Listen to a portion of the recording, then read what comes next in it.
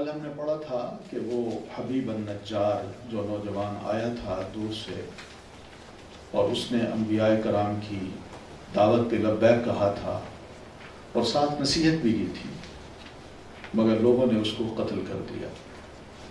اس کے قتل کرنے کے بعد کیا ہوا؟ اللہ تعالیٰ کا ایک نظام ہے، ماضی میں یہ رہا ہے اور ماضی کی جو امتیں ہیں ان میں اللہ تعالیٰ نے اس قانون کو نافذ کیا ہے، اور وہ یہ تھا کہ اگر لوگوں پر حجت پوری ہو جائے، یعنی نبی نے آ کے اپنی بات پوری کر دی اور لوگ ڈٹائی سے نہ پہ نہ کرتے جا رہے ہیں، نہیں مان رہے اس کو اور سبھی اتفاق کر لیتے ہیں، تو پھر اللہ اس قوم کا فیصلہ کر دیتا ہے۔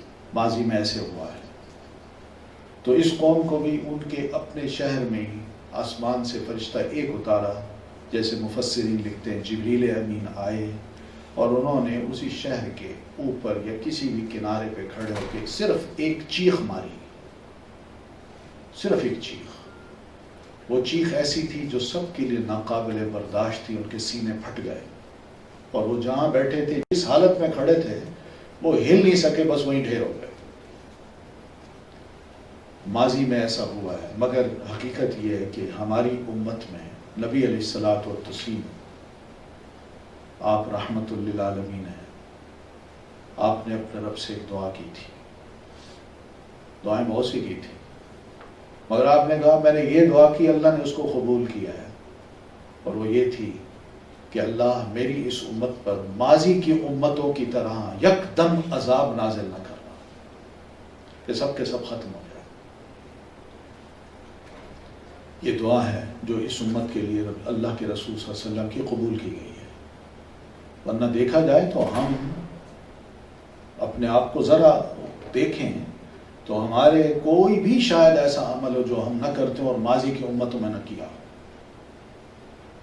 یہ اللہ کی مہربانی ہے۔ تو یہاں یہی ہوا ہے کہ اس قوم کو اللہ تعالیٰ نے ختم کر دیا، وہ کس طرح کہ وَمَا أَنزَلْنَا عَلَىٰ قَوْمِهِ مِن بَعْدِهِ مِن جُندٍ مِّنَ السَّمَاءِ، تو آسمان سے اللہ فرماتے ہیں ہمیں اس کے قتل کرنے کے بعد، اس نوجوان کی شہادت کے بعد ہمیں آسمان سے کوئی کسی لشکر کے اتارنے کی ضرورت نہیں پڑی کہ فرشتے جائیں یا ہم آسمان پہ کوئی بادل بھیج دیں جس میں پتھروں کی بارش ہو یا کوئی آگ ہو جو ان پہ برسا دیں، نہیں، کیونکہ وہ ڈیزرو جو کرتے تھے وہ کسی اور چیز کو کرتے تھے۔ وَمَا كُنَّا مُنزِلِينَ، اور ہم اتارنے والے بھی نہیں تھے ایسے عذاب کو، کیونکہ اب ہم نے فیصلہ یہ کر دیا تھا ان کو ابھی ختم کرنا ہے۔ تو کیا ہوا؟ إِن كَانَتْ إِلَّا صَيْحَةً وَاحِدَةً، صرف ایک چیخ ہی وہاں آئی، فَإِذَا هُمْ جَمِيعٌ خَامِدُونَ، تو وہ سب کے سب بجھ گئے، جیسے دیا بجھ جاتا ہے نا، بس ایسے ہی یہ بارونق چہرے، چلتے پھرتے وجود، ہنس کے مسکراتے لوگ، آتے جاتے لوگ جہاں تھے، بس یوں سمجھی کہ لائٹ بجھ گئی ان کی، وہیں ڈھیر ہو گئے، چل نہیں سکے، یہ حالت ہوئی۔ یا حسرتاً علی العباد، یہ اللہ تعالیٰ نے خود یہ لفظ فرمائے ہیں انسانوں پر افسوس کا اظہار کرتے ہوئے کہ بندوں کی حالت بڑی عجیب ہے، ان پہ بڑا افسوس ہوتا ہے مجھ کو، یہ نہیں کہ اللہ کو واقعی افسوس ہوتا ہے، مطلب ہماری جو حالت ہے وہ ہمیں سنائی جا رہی ہے کہ تمہاری اس حالت کو اگر کوئی بھی سن لے تو اس کو بڑا دکھ ہوگا، افسوس ہوگا۔ وہ کیا ہے کہ ما یأتیہم من رسول الا کانوا بہ یستہزئون، ان کے پاس جب بھی ہم نے کسی رسول کو بھیجا ان لوگوں نے اس کا مذاق اڑایا۔ یہ مذاق کیا ہوتا تھا؟ ذرا آگے اگر تشریف لیں، تھوڑا سا آپ آگے ہو جائیے تو پچھلے لوگ آرام سے بیٹھ سکیں۔ جزاکم اللہ خیر۔ یہ بیٹا راستہ ذرا خالی کر دیں، آپ آگے جائیے۔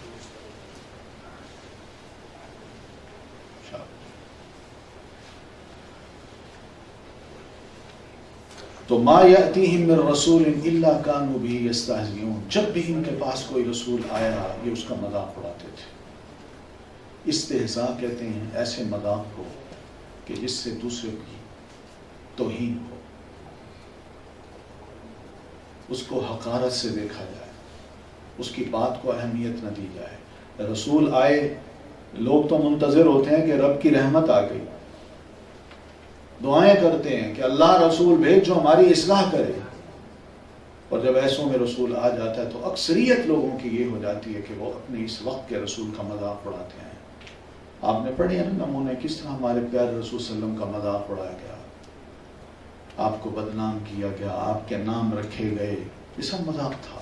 آپ کی نماز کا مذاق اڑایا گیا کہ یہ نماز ایسے پڑھتے ہیں، ہاتھ باندھتے ہیں، رکوع کرتے ہیں، پھر جھکتے ہیں، اذانیں یوں دیتے ہیں۔ تو پھر اس کا مقابل بھی وہ تلاش کرتے تھے کہ ہم اس کا مقابل کیا کریں۔ اذان دی جا رہی ہے تو اس کے مقابلے میں سیٹیاں بجا رہی ہیں، تالیاں بجا رہی ہیں،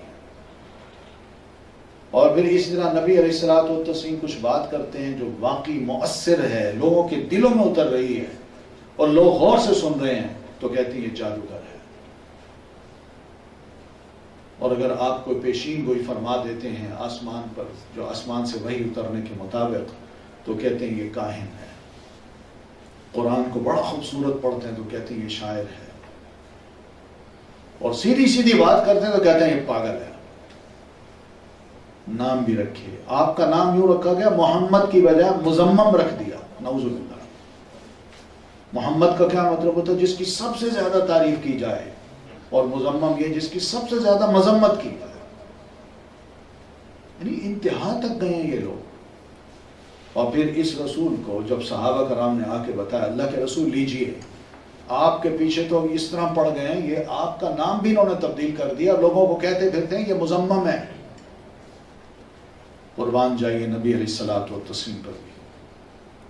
اللہ کے رسول بڑے دانا تھے، حکیم تھے، سمجھدار تھے، وہ لوگوں کے جذبات سے نہیں کھیلتے تھے۔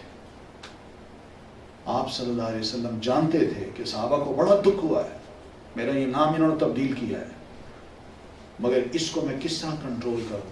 بڑے خوبصورت الفاظ آپ نے فرمائے کہ سنو، میری ماں نے میرا نام محمد رکھا ہے، یہ مراد یہ کوئی اور ہوگا جس کو یہ مذمم کہہ رہے ہیں۔ یہ ٹالرنس بھی ہے، دین یہی سکھاتا ہے ہمیں، اور اس کے ساتھ ساتھ یہ بھی ہے کہ دوسرا اگر اشتعال دلائے تو آپ اپنی حقیقت کو سامنے رکھیے کہ آپ اصل میں ہیں کیا۔ اگر آپ واقعی صحیح لوگ ہیں تو دوسروں کی باتوں کی پرواہ نہ کیجیے۔ یہی رسول اللہ کے رسول جو ہوتے تھے وہ اسی طرح چلتے تھے اپنے مشن کو لے کے۔ وہ لوگوں کی باتوں کے، لوگوں کے اشتعال دلانے پر مشتعل نہیں ہوتے تھے، ان کی آنکھوں میں خون نہیں اترتا تھا، منہ میں جھاگ نہیں آتی تھی۔ حقیقت ہے وہ بڑے حوصلے والے لوگ تھے، سمجھدار تھے، وہ سمجھتے تھے کہ بھئی اگر ہم نے کوئی قدم اٹھا لیا تو اس کا نقصان کیا ہو سکتا ہے، دین کا بھی نقصان ہوگا، مسلمانوں کا بھی نقصان ہوگا۔ مگر اس سارے استہزاء کو انہوں نے برداشت کیا اللہ کے لیے، اور اللہ تعالیٰ نے بھی اپنی طرف سے ان کا خوب دفاع کیا۔ نبی علیہ الصلوۃ والتسلیم کا خوب دفاع کیا گیا، وقت کے رسولوں کا خوب دفاع کیا، اللہ نے کیا۔ اور جس کے پیچھے اللہ ہو، ساری کائنات، ساری دنیا اس کے پیچھے لگ جائے، اس کو کوئی کچھ نہیں بگاڑ سکتا۔ تو یہاں یا حسرتاً علی العباد، لوگوں پر بڑا افسوس ہے، یہ رسول آتا ہے اس کا مذاق اڑاتے ہیں۔ یہ سوال کبھی ہمیں اپنے آپ سے بھی کرنا چاہیے، کیا واقعی ہم بھی کبھی کبھی دین کا مذاق اڑاتے ہیں؟ ہمیں کرنا چاہیے اپنا آپ سے سوال۔ آج تو یہ شعار بن چکا ہے نا، یعنی دنیا میں ہر اس شخص کو جو ایک اچھا مسلمان ہے اس پر انگلی اٹھائی جاتی ہے، اس پر شک کیا جاتا ہے، اس کو نام دیا جاتا ہے، یہ سب کچھ ہوتا ہے، اور مسلمان ہے کہ اس کو برداشت کر رہا ہے۔ لیکن ایک مسلمان کیا دوسرے مسلمان کا اس طرح احترام کرتا ہے؟ یا ہم بھی کم از کم لوگوں کی ہنسی پہ شامل ہو جاتے ہیں، اور اس مذاق میں ہم بھی شامل ہو جاتے ہیں جہاں دین کے بارے میں لطیفے سنائے جاتے ہیں، مسلمانوں کے بارے میں لطیفے سنائے جاتے ہیں، ان کے کھانوں کے بارے میں لطیفے سنائے جاتے ہیں، ان کی نمازوں، ان کی ریچولز، کچھ بھی ہو، کیا کیا مذاق اڑایا جاتا ہے، اور ہم اس کو بڑا انجوائے کرتے ہیں، ہم سنتے ہیں، ہنستے ہیں، ان میں شامل ہو جاتے ہیں۔ سورہ مدثر میں اللہ تعالیٰ فرماتے ہیں کہ دوزخی جب دوزخ میں جائیں گے تو ان سے جنتی ایک سوال کریں گے کہ ما سلککم فی سقر، تم دوزخ میں کیا گئے، کیسے گئے، کیا کام تم نے کیے تھے؟ انہوں نے 4 قصور اپنے بتانے ہیں. ان میں ایک قصور ان کا یہی تھا کہ وَكُنَّا نَخُوضُ مَعَ الْخَائِضِينَ. جو نیک لوگ ہوتے تھے ہم ان کا مذاق اڑانے والوں میں شامل بھی ہو جاتے تھے اور مذاق ہم خود بھی اڑاتے تھے. سوچیے، یہ دین کا معاملہ ہے، اللہ کے ساتھ آپ کا معاملہ ہے، لوگوں کے ساتھ نہیں ہے کہ کسی کو ہم حقیر سمجھیں، اس کے عمل پہ ہم ہنسیں اور اس کی پھپتیاں اڑائیں.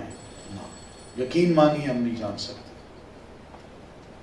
سیدنا ابو ذر غفاری رضی اللہ تعالیٰ عنہ نئے نئے مسلمان ہوئے ہیں، بنو غفار کے سردار ہیں.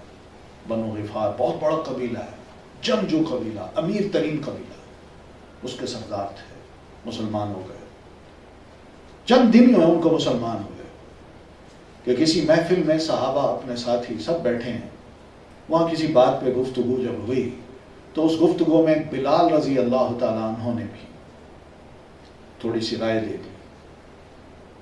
جو ہی وہ بولے تو ابو ذر غفاری وہاں بیٹھے ہوئے کہتے ہیں اچھا یبن السودا، کالی کلوٹن کے بیٹے، تم بھی بولتے ہو؟ محفل جو تھی وہ عجیب و غریب اس کی حالت ہو گئی، اور خاص طور پر سیدنا بلال رضی اللہ تعالیٰ عنہ وہ بھی خاموش ہو گئے. دل ٹوٹ گیا ان کا، بالکل خاموش ہو گئے. چپکے سے اٹھے، کچھ نہیں کہا، ابو ذر غفاری کو کچھ نہیں کہا، اٹھے اور سیدھے مسجد آئے. اللہ کے رسول کو عرض کی، اللہ کے رسول یہ ہوا ہے میرے ساتھ. آپ نے ابو ذر غفاری کو بلایا، آپ نے فرمایا ابو ذر تو نے بلال کو یہ لفظ کہے ہیں؟ کہ جی ہاں. آپ نے فرمایا انک رجل فیک الجاہلیہ، تم ابھی تک ایسی انسان ہو کہ تمہارے اندر ابھی جاہلی دور کی باتیں موجود ہیں دماغ میں. مسلمان ہو گئے تو اپنے دماغ سے ان باتوں کو نکالو. یہ تمہارا بھائی ہے، یقین مانو. ایک مسلمان کو دوسرے مسلمان کی عزت کرنی ہے. تم نے اس کو یہ تانا دے کے کیا چاہا ہے؟ جاہلیت کی بات کو دوبارہ لانا چاہتے ہو؟ میں نے تو اس کو مقام دیا ہے، دین نے اس کو مقام دیا ہے. بلال کو جو معاشرہ نہیں دیتا تھا یہ دین کی وجہ سے اس کو ملا ہے، اس کا مذاق نہ اڑاؤ. آپ نے ڈانٹا. اور ابو ذر غفاری کو اس وقت خیال آیا سرداری ایک طرف، اسلام کا بھائی چارہ ایک طرف. اور اسلام میں بھی وہ بندہ جو کالا ہے، غیر ہے، عرب بھی نہیں ہے، ہمارے اندر ہے، اگر وہ مسلمان ہو گیا ہے تو اس کا مقام ہو سکتا ہے اللہ کے نزدیک مجھ سے بھی بڑھ کے. تو اس لیے یہ بڑی اہم چیزیں ہیں. ہماری گفتگو، ہمارا ملن ایک دوسرے سے اور آپس کی محفلوں میں جو گفتگو ہے اس میں خاص طور پر ان چیزوں کا خیال کرنا چاہیے کہ مذاق نہ اڑایا جائے کسی کا. أَلَمْ يَرَوْا كَمْ أَهْلَكْنَا قَبْلَهُمْ مِنَ الْقُرُونِ أَنَّهُمْ إِلَيْهِمْ لَا يَرْجِعُونَ. کیا لوگ نہیں دیکھتے، اور خاص طور پر مکی لوگ جو اس وقت رسول اللہ کا مذاق اڑا رہے ہیں، کیا وہ یہ غور نہیں کرتے کہ ہم نے ان سے پہلے کتنی بستیاں تھیں، کتنے زمانے تھے، آباد تھے، ترقی تھی، بڑے خوشحال لوگ تھے، ہم نے ان سب کو تہس نہس کر دیا، ختم کر دیا، صرف اس وجہ سے کہ انہوں نے رسول کا مذاق اڑایا.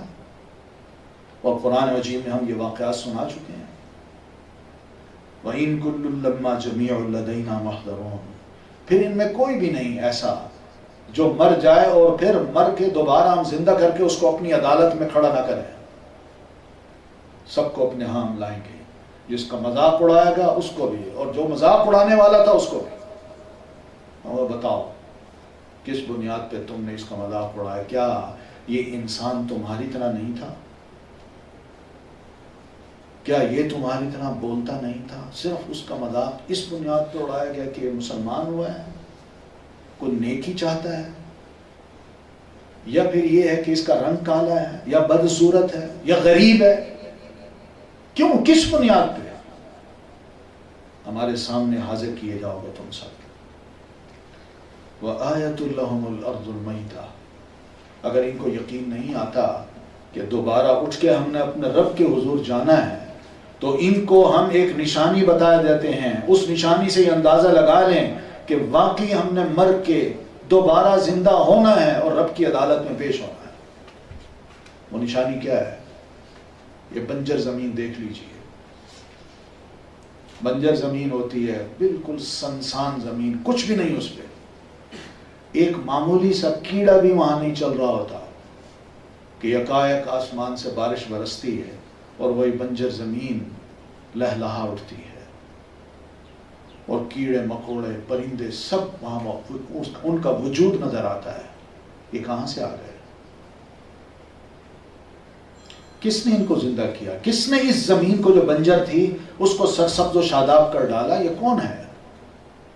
اگر ایک مردہ زمین کو، بنجر زمین کو اللہ سرسبز میں اور شادابی میں بدل سکتا ہے تو کیا تمہارے وجود کو جو مٹی مٹی ہو جائے اس کو ہم دوبارہ نہیں اٹھا سکتے؟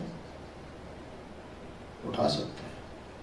اسی وجہ سے یہ ہمارے ایمان کا حصہ ہے. ہم پڑھتے ہیں نا آمنت باللہ وملائکتہ وکتبہ ورسلہ والقدر خیرہ وشرہ من اللہ تعالی والبعث بعد الموت. یہ بعث بعد الموت جو ہے یعنی موت کے بعد دوبارہ اٹھنا، اس پر بھی ہمارا ایمان ہے. لیکن جو نہیں ماننے والے ان کو سمجھایا جا رہا ہے او بھلے بندو خدا کا خوف کرو، دنیا میں رہ رہے ہو ہوش کی زندگی گزارو. پھر فرمایا احییناہا، ہم ہی اسی زمین کو جو مردہ ہوتی ہے اس کو زندہ کر ڈالتے ہیں. پھر نہ صرف زندہ کرتے ہیں، اخرجنا منہا حبا، ہم اس سے غلہ بھی اگاتے ہیں، دانے دار غلہ ہم ہی اگاتے ہیں. غلہ نہیں ہوتا، زمین پہ کوئی پھینکتا ہی نہیں ہے. زمین کے اندر اس کی جڑیں خشک ہو کے بالکل ختم ہو چکی ہیں، مگر وہ ذات ہے جب پانی کو اتارتی ہے تو یہی جڑیں تازہ ہو جاتی ہیں اور پھر یہی جڑیں زمین پھاڑ کے باہر نکلتی ہیں. فَمِنْهُ يَأْكُلُونَ، پھر اسی غلے کو، اس میں سے کچھ غلے ایسے نہیں جو تم خود انسانوں کھاتے ہو. گندم ہے، جو ہے، چاول ہے، کیا کیا چیزیں ہیں جو اسی غلے سے ہماری خوراک بھی بنتی ہے. وَجَعَلْنَا فِيهَا جَنَّاتٍ مِّن نَخِيلٍ، پھر بارش برسا کے اسی بنجر زمین میں ہم مختلف قسم کے باغات پیدا کر دیتے ہیں جن میں کھجوریں ہیں، انگور ہیں، اور پھر اس کے ساتھ ساتھ وَفَجَّرْنَا فِيهَا مِنَ الْعُيُونِ، اسی بارش سے ہم زمین کے اندر بہت سے چشمے بھی پھوڑ ڈالتے ہیں. یہ ایک بارش کا کام ہمارے حکم سے سب کچھ ہوتا ہے. ایک سب کون کرتا ہے؟ اللہ تعالیٰ کی ذات کرتی ہے اور کوئی کچھ نہیں کرتا. تو یہ اللہ ہے، اس سے ڈرنا چاہیے. مرنا ہے ہم نے، دوبارہ اٹھنا ہے، اس کے حضور پیش ہونا ہے. اور مکی لوگوں کا یہ بڑا کمزور عقیدہ تھا کہ ہم مر گئے، مٹی مٹی ہو جائیں گے، کون دوبارہ زندہ ہو سکتا ہے. آخر میں آیت اسی سورت کے آخری رکوع میں یہ مسئلہ آ رہا ہے. لِيَأْكُلُوا مِن ثَمَرِهِ، تاکہ لوگ کھائیں اس زمین کے اس پھل کو جو ہم زمین سے اگاتے ہیں. بنجر زمین ہوتی ہے اس سے اگاتے ہیں. وَمَا عَمِلَتْهُ أَيْدِيهِمْ، حالانکہ اس سارے عمل میں انسانوں کے ہاتھوں نے کوئی کام نہیں کیا ہوتا، یہ سارا ہمارا کام ہوتا ہے. ہم ہی زمین کو پھاڑتے ہیں، ہم ہی زمین کے اندر سے پودا نکالتے ہیں، ہم ہی اسی زمین کو بڑھاتے ہیں، اسی پودے کو ہم ہی آسمان سے بارش برساتے ہیں، اور پھر ہم ہی ہوتے ہیں جو اسی زمین سے مختلف قسم کے غلے اگا دیتے ہیں. یہ ہمارا کام ہے. افلا یشکرون، تو کیا لوگ شکر ادا نہیں کرتے؟ بغیر محنت کے ان کو یہ سب کچھ مل رہا ہے. گندم ہے، چنا ہے، دالیں ہیں مختلف قسم کی. کوئی نام لیجئے، ان میں ہماری کتنی محنت ہے. کسان کی بھی لے لیجئے، محنت کتنی ہے. وہ یوں کچھ وہ پھینک دیتا ہے، بس اس نے ہل چلائے پھینک دیا. باقی اللہ کا کام ہے اس کو، پودے کو یا اس بیج کو پھاڑنا اور اسی کے اندر سے پودا نکالنا اور اسی کو آہستہ آہستہ بڑھانا اور بڑھا کے ایک مقام پہ لا کے پھر اس کے اندر کونپلیں نکالنا اور پھر اس کے اندر یہ سب کچھ دانے جو ہے نا وہ بیج پیدا کرنا. انسانوں کا کام نہیں ہے، ان کا محنت، ان کی کوئی محنت اس میں ہے ہی نہیں. سبحان الذی، پاک ہے وہ ذات، خلق الازواج، جس نے پیدا کیا ازواج کو، جوڑوں کو، کلہا، سارے کے سارے، یعنی اس زمین پہ جو شے بھی موجود ہے وہ بغیر جوڑے کے پیدا نہیں ہوئی. یہ قرآن مجید کا دعویٰ تھا کب سے؟ 1500 سال پہلے سے، اور انسانوں کو اب جا کے پتہ چلا ہے، اب جا کے پتہ چلا ہے کہ کچھ چیزیں ایسی وہ کچھ میں سمجھتے تھے، لیکن قرآن نے کہا کلھا، ہر وہ چیز جو اس زمین پہ موجود ہے اس کو اللہ نے پیدا کیا مگر جوڑے کی صورت میں، میل اور فیمیل کی صورت میں. اس کے بغیر وہ پیدا ہو ہی نہیں سکتی. مما تنبت الارض، زمین جو کچھ اگاتی ہے وہ بھی جوڑے سے اگاتی ہے. ومن انفسہم، اور انسان جو خود ہیں ان کو بھی دیکھ لیجئے کہ ان کے اندر بھی جو پیدائشیں ہوتی ہیں انسانوں کی وہ بھی جوڑوں سے ہوتی ہیں. ومما لا یعلمون، اور بہت سی ایسی چیزیں بھی ہیں جن کو ہم جوڑے سے پیدا کرتے ہیں مگر لوگ نہیں جانتے. آج کی سائنسی تحقیق جو ہے اس کو دیکھیے، آسمان سے بارش سے گرنے والا ایک قطرہ جو ہے، قطرہ پانی کا، اس میں بھی ایکس وائی ہوتا ہے. اگر یہ نہ ہو تو اس قطرے میں یہ اللہ صلاحیت ہی نہ رکھے کہ وہ جا کے زمین پہ اثر کرے اور زمین کے اندر جو بیج ہے اس کو پھاڑے. مما لا یعلم، بہت سی ایسی چیزیں ہیں جس کو انسان نہیں جانتے مگر سب چیزوں میں جوڑے ہیں، جوڑے. اللہ فرماتا ہے میں سبحان ہوں، مجھ پہ اعتراض کرتے ہو، میرے اندر کوئی عیب تلاش کرتے ہو، عیب دوسرے خداؤں میں تلاش کرو، میرے اندر نہیں ہے، میں ان چیزوں سے پاک ہوں. وَآیَةٌ لَهُمُ اللَّيْلُ، پھر ایک اور نشانی کہ دوبارہ تم اٹھ سکتے ہو. اور نشانی تمہارے لیے رات کی ہے. رات کیسے آتی ہے؟ نسلخ منہ النہار، ہم نکال لیتے ہیں اس سے دن کو. سلی خانہ تو ہمارے ہاں مشہور ہے نا، لفظ سلی خانہ، یہ نسلخ اسی سے ہے. ہم نے اسی سے سلخ جو ہے لفظ نکالا ہے.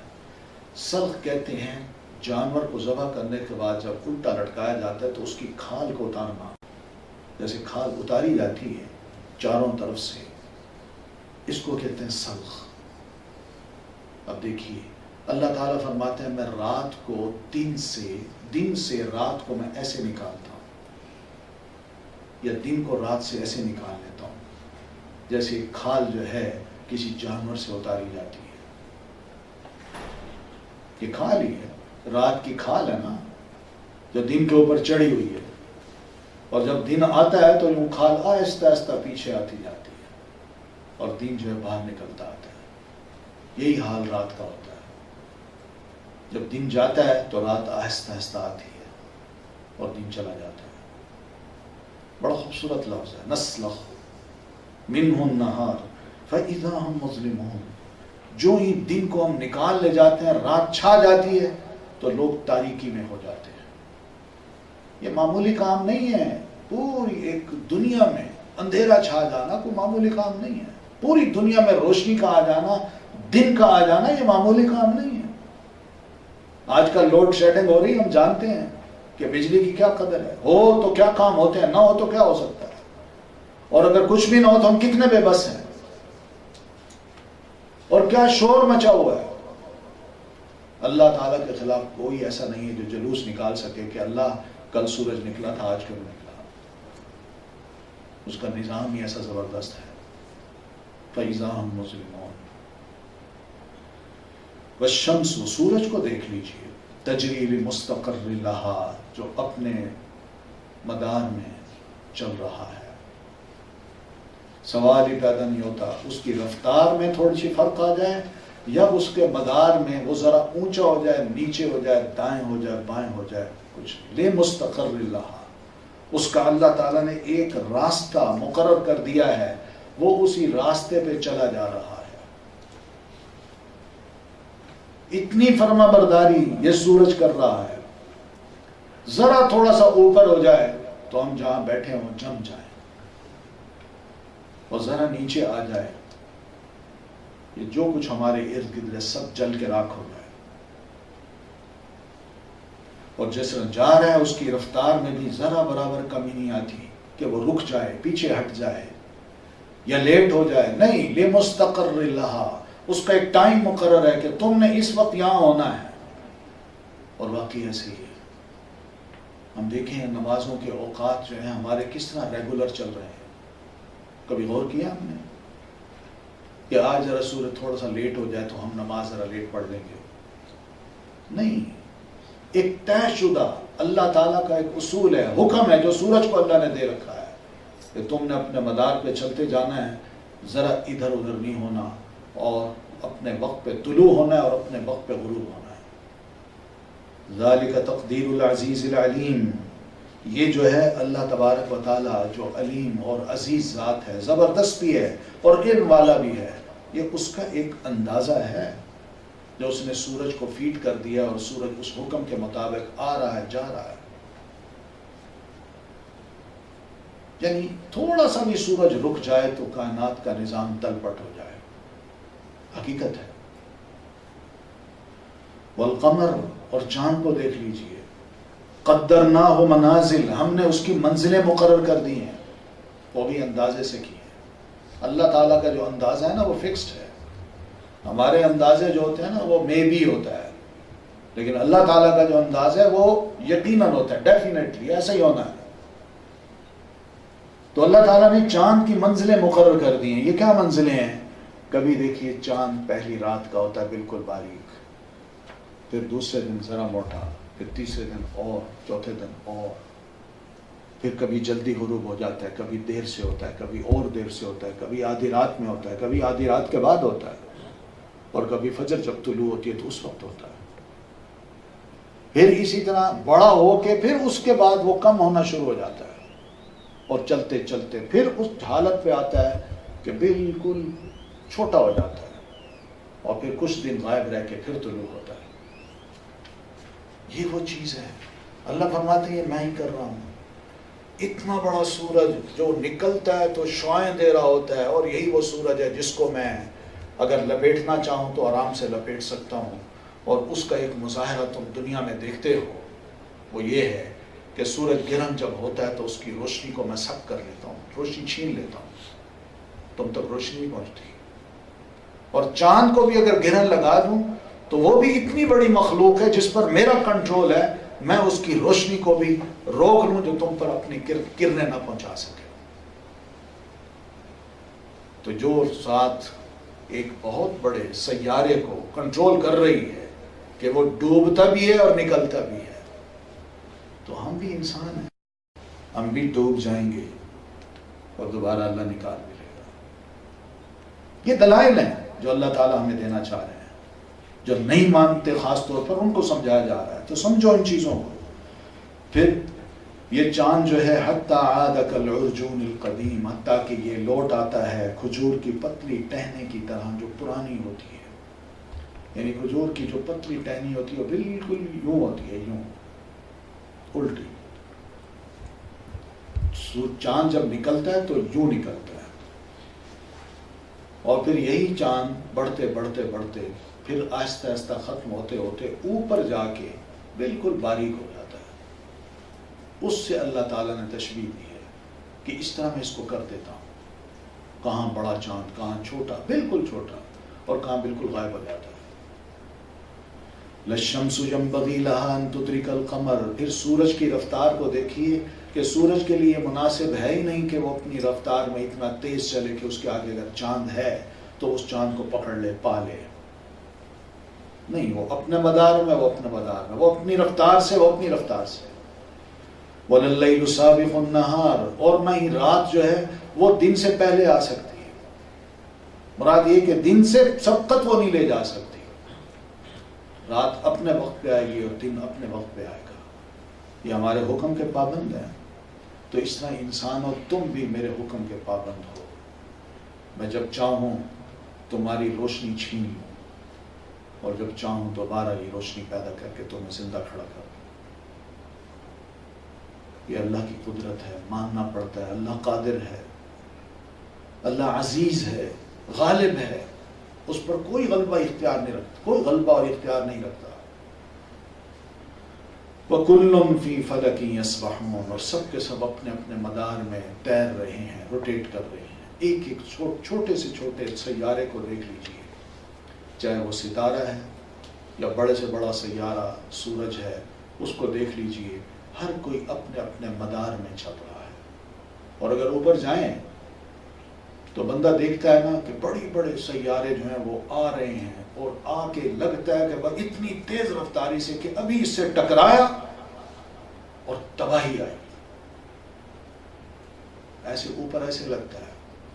مگر اللہ کا نظام یہ کہ اس نے اس کو جتنی تیز رفتاری سے دوڑا رہا ہوتا ہے، اس کو حکم یہ بھی ہوتا ہے کہ ادھر تم نے چلنا ہے اور ادھر اس سے ٹکرانا نہیں ہے، وہ آگے چلے جائے تم پیچھے سے چلے جاؤ، یا وہ ذرا اوپر ہو تم نیچے سے نکل جاؤ، یا جب اس کے قریب ہو تو یوں مڑ جاؤ، لیکن ایک دوسرے سے ٹکرانا نہیں ہے۔ یہ اوپر ایسا نظام ہے۔ اگر بندہ نیچے بیٹھ کے ذرا ایسی سسٹم کو دیکھے کہ کتنے سیارے ہیں اور کتنی تیز رفتاری سے وہ دوڑ رہے ہیں کہ لگے ایسے کہ بس یہ ٹکرایا اور تباہی آئی، اور زمین سے بھی کیا، سورج سے بھی بڑے بڑے سیارے ہیں کہ وہ ذرا ٹکرائیں تو ایسا محسوس ہو کہ بس بچتی نہیں ہے کائنات۔ مگر اللہ کا حکم ہے کہ ہر سیارہ اپنے اپنے مدار میں روٹیٹ کر رہا ہے بس، اور ایک نہیں ہے، دو نہیں ہے، کھربوں کی تعداد میں یہ سیارے ہیں جو اوپر آسمان پہ ہیں، ان کو اللہ سنبھالے ہوئے۔ ہم انسان کیا ہیں؟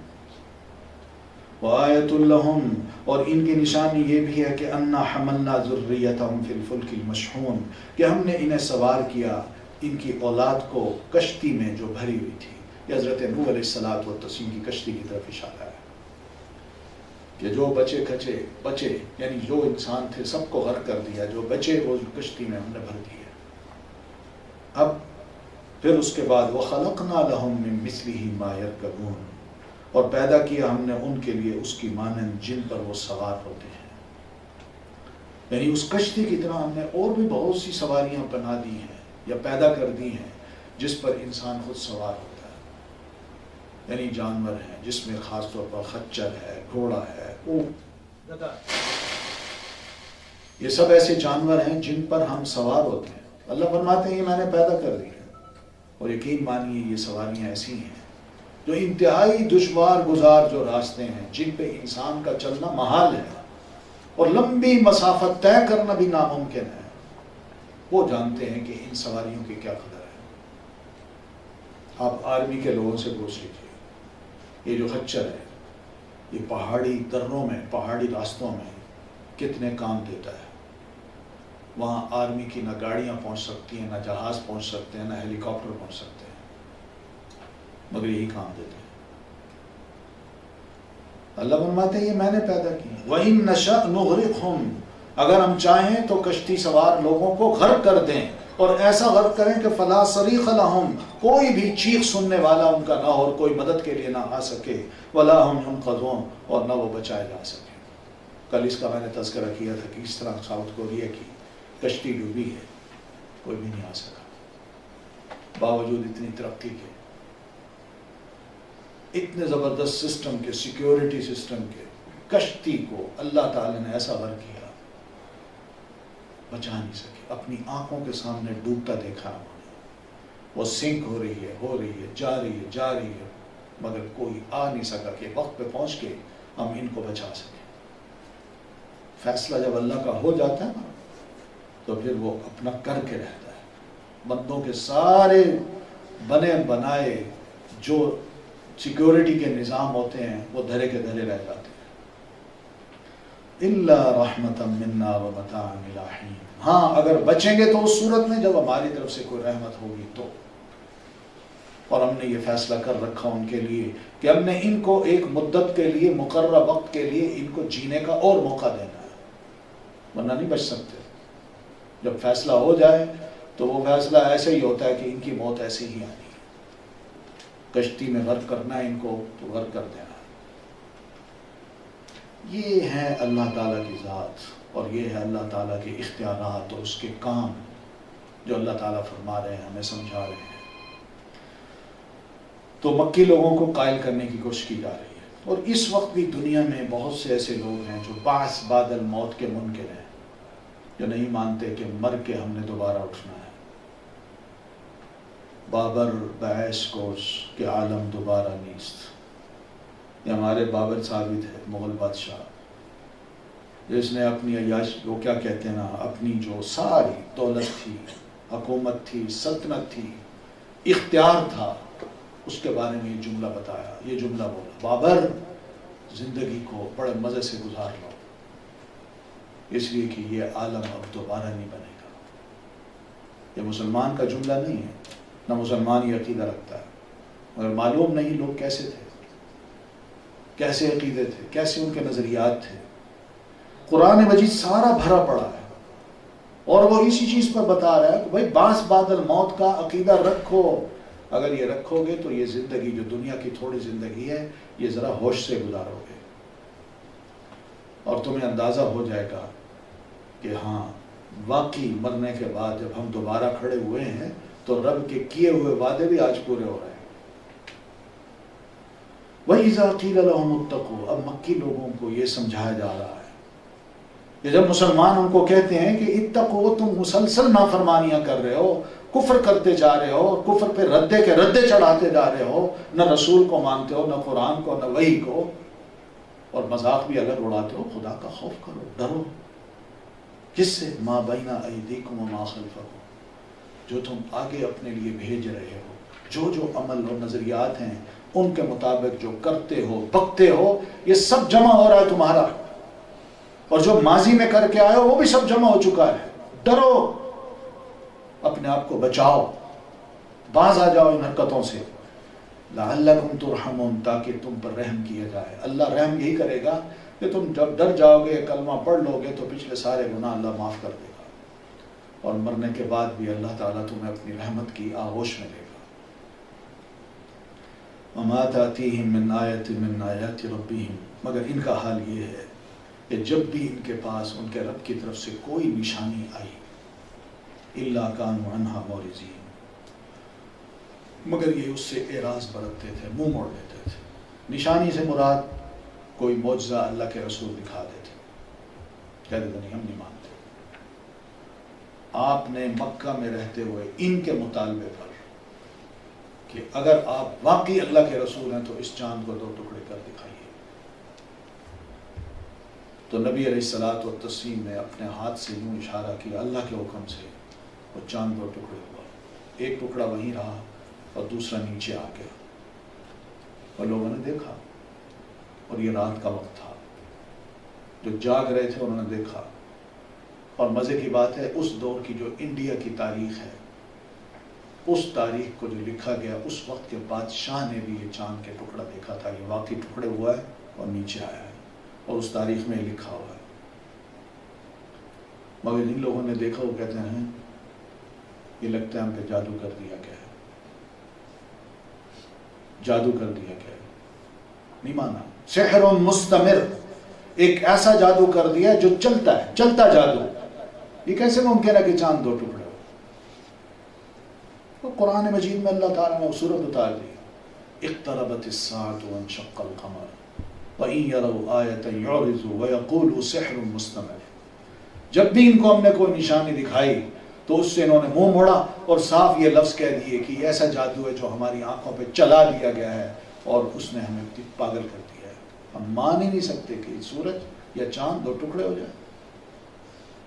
یہ نبی علیہ الصلوۃ والتسلیم جو وہ کہتے اس کا جواب جب وحی کے ذریعے آتا تو وہ جب جواب دیا جاتا تو یہ بھی آیات تھی، اس کو بھی نہیں مانتے تھے.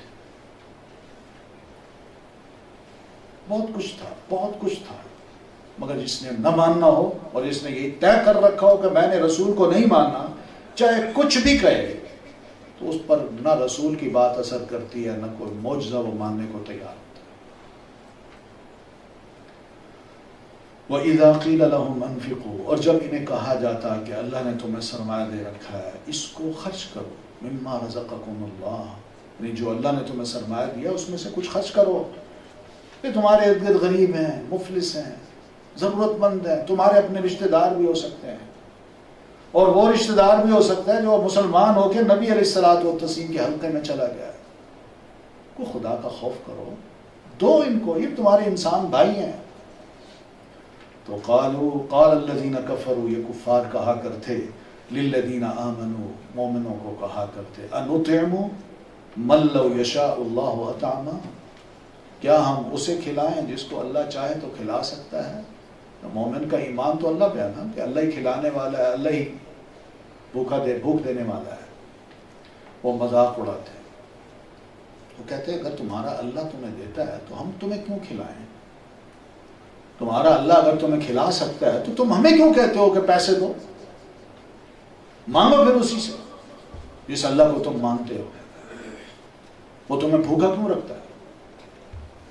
وہ تمہیں دیتا کیوں نہیں؟ تو یہ ان کے مذاق ہوتا تھا، اس طرح وہ سلوک کرتے تھے اہل ایمان کے ساتھ اور دین کا مذاق اڑاتے تھے۔ حقیقت یہی ہے کہ ان کو یہ سمجھنا چاہیے تھا کہ بات جو ہے وہ اصل یہ ہے کہ یہ پیسہ ہمارے پاس کوئی ہماری صلاحیتوں کی وجہ سے نہیں آیا، یہ رب نے دیا ہے، اور جب رب نے دیا ہے تو اس کا کچھ اس نے حق رکھا ہے کہ تم غریبوں کو بھی کچھ دو، چلو مسلمانوں کو نہ دو، اپنے غریبوں کو ہی دے دو۔ مگر وہ کہتے تھے تم ہمیں کیوں کہتے ہو، تم ہم سے کیوں مانگتے ہو؟ تمہارا رب اگر تمہیں کھلاتا ہے تو پھر اس سے دو، ہم سے کیوں مانگتے ہو؟ قرآن کیوں کہتا ہے انفاق کرو؟ یہودیوں نے بھی یہی سوال کی، اعتراض کر ڈالا تھا، لیجئے جی مسلمانوں کا رب بھوکا ہے، فقیر ہے، پیسے مانگتا ہے، نعوذ باللہ۔ یہ مذاق کے انداز ہیں ان کے، تو اللہ کو بڑا غصہ آتا ہے۔ اللہ فرماتا سنکتب ما قالوا، یہ جو بک رہے ہیں نا، ہم ایک ایک شعر لکھ لیتے ہیں اور پھر کل ان کو بتائیں گے کہ تم نے میرا مذاق بھی یوں اڑایا تھا۔ اللہ کو بھی نہیں چھوڑتے پھر ایسے لوگ۔ ان انتم الا فی ضلال مبین، تم تو کھلی گمراہی میں ہو۔ یعنی بجائے اس کے کہ یہ کہنا کہ ہم گمراہی میں ہیں، وہ کہتے ہیں گمراہی میں تم ہو، تم اس اللہ کو مانتے ہو تو اس سے مانگو، پیسے کا موقع آتا ہے تو ہمیں کہتے ہو پیسے دو۔ یہ تمہارا دین کہتا ہے کہ اللہ کی راہ میں خرچ کرو، نہیں خرچ کر دو، ہم کیوں دیں؟ تو اپنے رب سے مانگو، وہ تمہیں دے گا۔ تو تم گمراہ ہو، ہم گمراہ نہیں ہیں۔ پھر وَيَقُولُونَ، ساتھ ساتھ یہ بھی کہتے ہیں مَتَى هَذَا الْوَعْدُ، بھئی باتیں ہم نہیں مان رہے، نہ رسول کو مان رہے ہیں، نہ معجزات کو مانتے ہیں، نہ کسی مسئلے کو مانتے ہیں، ہم جب کچھ نہیں مانتے اور بار بار قرآن یہ کہتے ہیں اور تمہارے رسول بھی یہ کہتے ہیں کہ مان لو ورنہ اللہ کا عذاب آ جائے گا۔ کب آئے گا وہ عذاب؟ کیوں نہیں آتا وہ عذاب؟ آ جائے نا، اگر تم سچے ہو تو عذاب کو لے آؤ۔ تو اللہ فرماتے ہیں ما ينظرون الا صيحة واحدة، یہ لوگ صرف ایک چیخ کا انتظار کر رہے ہیں، صرف ایک چیخ کا، اور چیخ جب آئے گی نا پتہ نہیں چلے گا، اور اس کا کوئی وقت بھی نہیں، بڑا لمبا وقت نہیں ہے، تھوڑا سا وقت، معمولی سی چیخ، اچانک ہی ہونا ہے نا یہ کام، نعوذ باللہ، بالفرض، خدا نہ کرے، خدا نہ کرے، جس طرح یہ بم پھٹتے ہیں بازاروں میں، لوگ بیٹھ چل رہے ہیں، آ رہے ہیں، جا رہے ہیں، اچانک بم پھٹ پڑا، کیا ہوتا ہے؟ کوئی لوگ انتظار کر رہے ہوتے ہیں کہ ابھی بم کب پھٹے گا، اور پھر جب بم پھٹتا ہے تو کیا ہوتا ہے؟ جو اس کے قریب قریب ہوتے ہیں ان کا وجود نظر نہیں آتا، چیتھڑے اڑ جاتے ہیں۔ یہ صورت ہے، اللہ فرماتے ہیں اس سے بھی قریب ترین، بدترین جو صورت ہے وہ یہی ہوگی کہ ما ينظرون الا صيحة واحدة، اور جب آئے گی تو فَإِذْ تَأْخُذُهُمْ وَهُمْ يَخِصِّمُونَ، یہ چیخ اس حالت میں ان کو پکڑے گی کہ وہ آپس میں جھگڑ رہے ہوں گے۔ کوئی کہے گا بھائی میں نے 10 روپے دیے ہیں، مجھے آلو بخارے دو، ایک اور ڈالو، ابھی ایک اور ڈال رہا ہوگا، وہ تول رہا ہوگا، یہ لینے کے انتظار میں ہوگا، بس فیصلہ کر دیا جائے گا، دیر ہی نہیں لگے گی۔ تو کس کا انتظار کر رہے ہیں؟ سوال یہ ہے کہ وہ عذاب تو آ جائے گا، اس کو یا تو اس کے بچانے کی کوئی تیاری یہ کر رکھیں، کیا ان کے پاس انتظامات ہیں کہ اللہ کے اس چیلنج کو وہ برداشت کر سکیں یا اپنی حفاظت کر سکیں؟ کیا تیاری کر رکھی ہے؟ تو موقع اللہ دے رہا ہے، مت ایسی باتیں کرو، چیلنج نہ کیا کرو اللہ تعالیٰ کو، تمہیں موقع دیا ہوا ہے، تھوڑا سا وقت ہے، سوچ لو، سمجھ لو، اگر پھر بھی نہیں مانتے تو اور گناہ کر لو، تاکہ اللہ جب پکڑے تو پھر تمہیں چھوڑے۔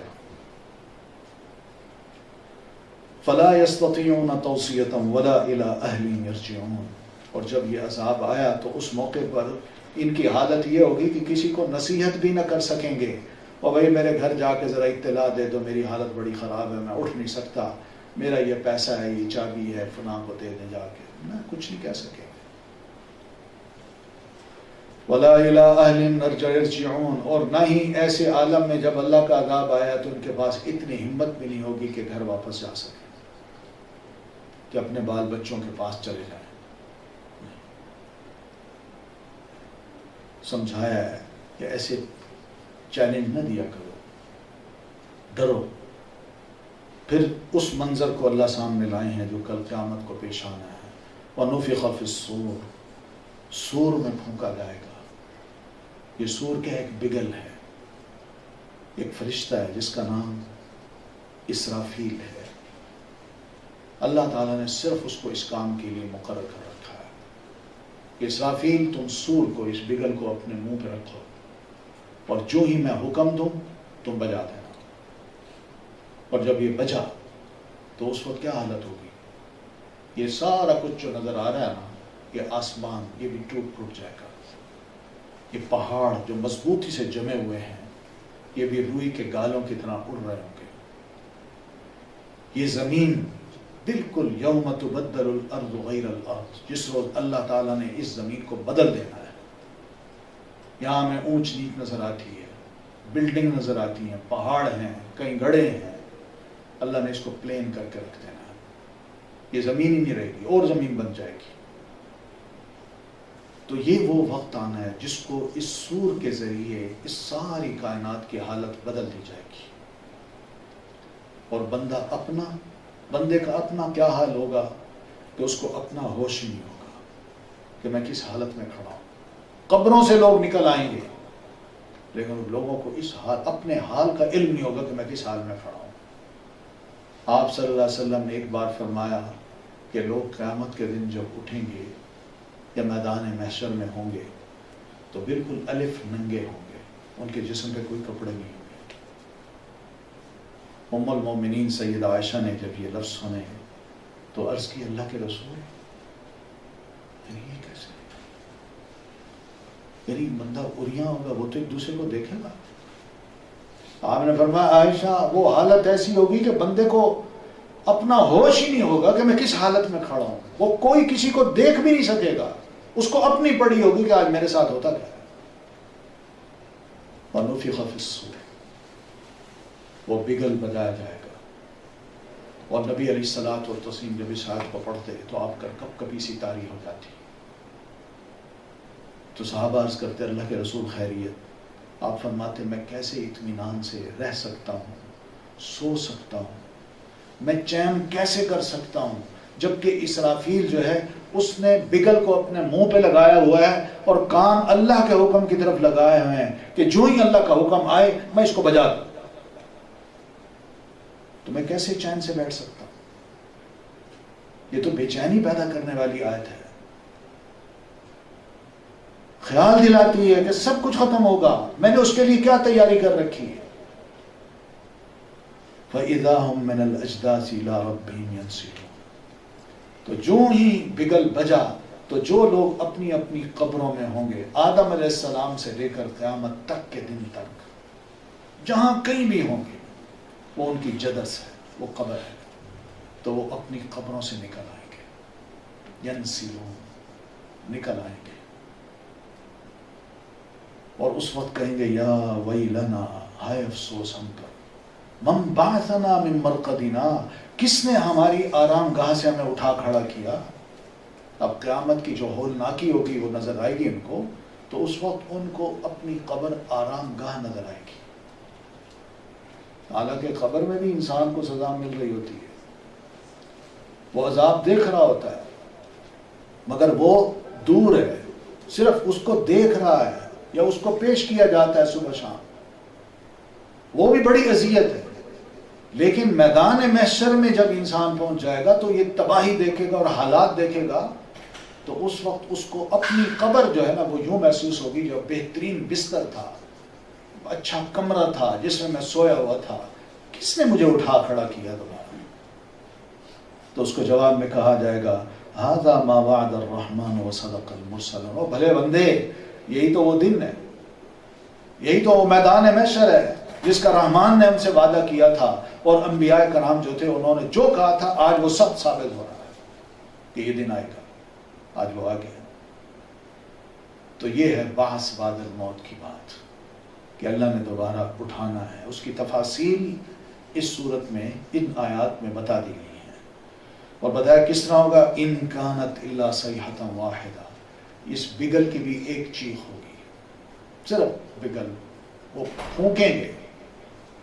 فَإِذَا هُمْ جَمِيعٌ لَدَيْنَا مُحْضَرُونَ، تو سب کے سب ہماری بارگاہ میں حاضر ہوں گے، کوئی پیچھے نہیں رہے گا، سب موجود ہوں گے۔ تو اس وقت ہم کہیں گے فَالْيَوْمَ، آج کے دن، یعنی آج قیامت کے دن، اسی میدان محشر میں، لا تظلم نفس شیئا، کوئی نفس، کوئی شخص، کوئی جی معمولی سا بھی ظلم نہیں کیا جائے گا۔